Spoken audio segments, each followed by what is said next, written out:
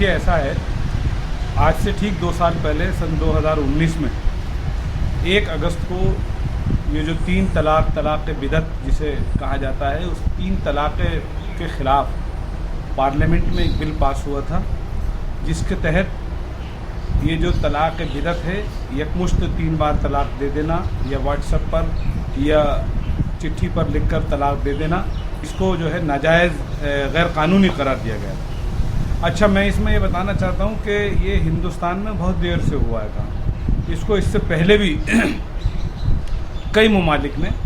Saudi अरब हो, Indonesia हो, पाकिस्तान हो, ऐसे कई ममालिकों ने जहाँ पर के इस्लामी शरीयत नाफिज है, उन्होंने इस तलाक़ बिदअत को हराम करार दे रखा है। और ये जो है, ये तरीक़ा जो है हिंदुस्तान में बहुत वक्त से राइज था, लेकिन समय समय पर इसके ख़िलाफ़ आवाज़ उठती रही और बहुत सारी मुस्लिम महिलाओं ने इसके ख़िलाफ़ आवाज़ उठाई, बहुत सारे पुरुषों ने इसके ख़िलाफ़ आवाज़ उठाई, लेकिन ये जो है दबा दी गई। पुरुष ने वो जिसकी बहन के साथ ज़्यादती हुई, जिसकी माँ के साथ ज़्यादती हुई, जिसकी बेटी के साथ ज़्यादती हुई, लेकिन 70 साल में किसी न किसी वोट बैंक के चलते या किस तहत हमें मालूम नहीं है, इस मामले को उठाना ये माना गया गोया के मुसलमानों की शरीयत में दखल अंदाज़ी मानी जाएगी और कहीं ऐसा ना हो इससे हमारी जो है वोट बैंक सरक जाए। लेकिन इसमें शरीयत की दखल अंदाज़ी की कोई बात ही नहीं है, ये सीधा मामला ये है, ये तलाक़ बिदअत है। इसको रसूलुल्लाह ने भी पसंद नहीं फरमाया और लोगों ने भी पसंद नहीं फरमाया, इसलिए नरेंद्र मोदी सरकार ने इसके ख़िलाफ़ एक बिल लाए और उस बिल को लाकर पारित करा। पिछले साल भी इसकी 1 साला जश्न मनाया गया था, इस साल 2 साला जश्न मनाया गया है। असल मकसद आज का ये था कि भाई मुस्लिम महिलाओं में इसके क्या असरात हुए। वो भी केंद्रीय मंत्री मुख्तार अब्बास नकवी साहब ने बताया कि जहाँ पर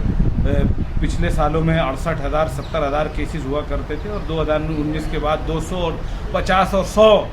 के उसमें रह गए, यानी वो आप अगर ग्राफ देखें तो कई 100 गुना प्रतिशत ये कम हुआ है। और मुस्लिम महिलाएं जो है खौफ के साए से बाहर निकली हैं, और खालिस मुस्लिम महिलाएं नहीं, मैंने कहा आज के इस कार्यक्रम में कि आज का जो दिन है ये सिर्फ महिलाओं का दिन नहीं है,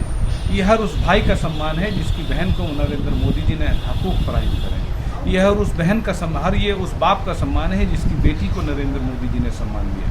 ये हर उस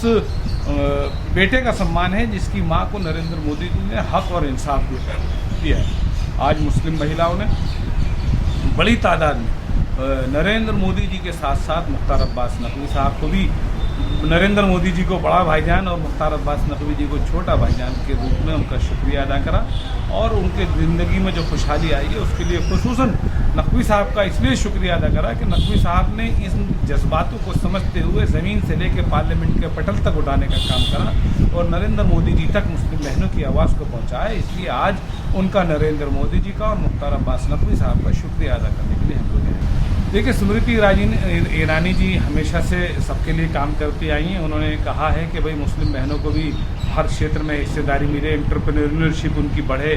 वो लोगों को रोज़गार देने वाली हों। भूपेंद्र यादव जी से भी उन्होंने इसी प्रकार की बातें करी हैं, ऐसा उनसे बल्कि आश्वासन मांगा और दोनों ने वादा कराया। हमें उम्मीद है आने वाले दिनों में मुस्लिम महिलाएँ भी देश की मुख्य धारा में पुरुष और अन्य वर्गों के साथ साथ बराबर का चलें।